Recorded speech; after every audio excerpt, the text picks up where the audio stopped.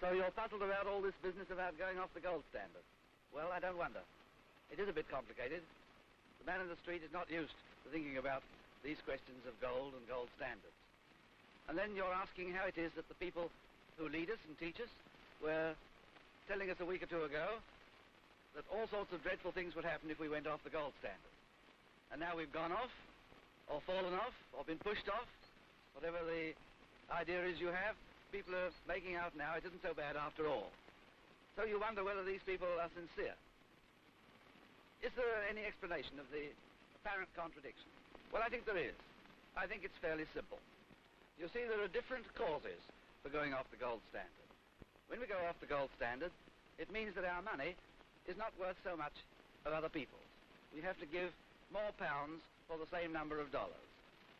For a railway fare abroad, or for foreign goods that we import, we have to give more of our own money. Now, there are four main causes.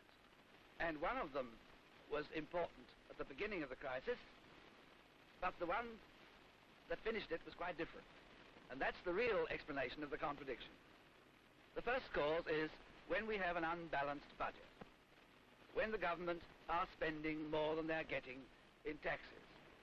The experience of the whole world is that that is a state of affairs that leads to panic and to every kind of difficulty, because the government have to start printing paper money in order to pay their way.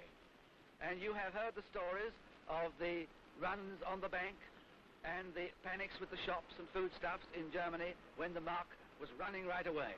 And something similar happened in France when the franc ran away. And so what we call inflation is the worst and most dreadful consequence of going off the gold standard, and that's what we feared some weeks ago. What can we do?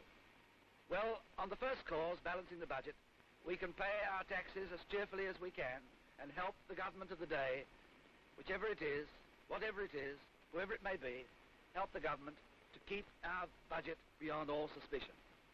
And then on the balance of trade, we must do our best to live within our means and consume as little as possible of foreign goods for the time being until that balance is restored. Then the man in the street will have done, I think, all that he can. But of course, the improvement of the foreign financial position is a matter outside your control and mine. And we can only hope for the best, that the world will once more get upon stable business and industrial conditions, and so enable our great international banking business to be conducted with profit to the whole country, and not least to you and to me.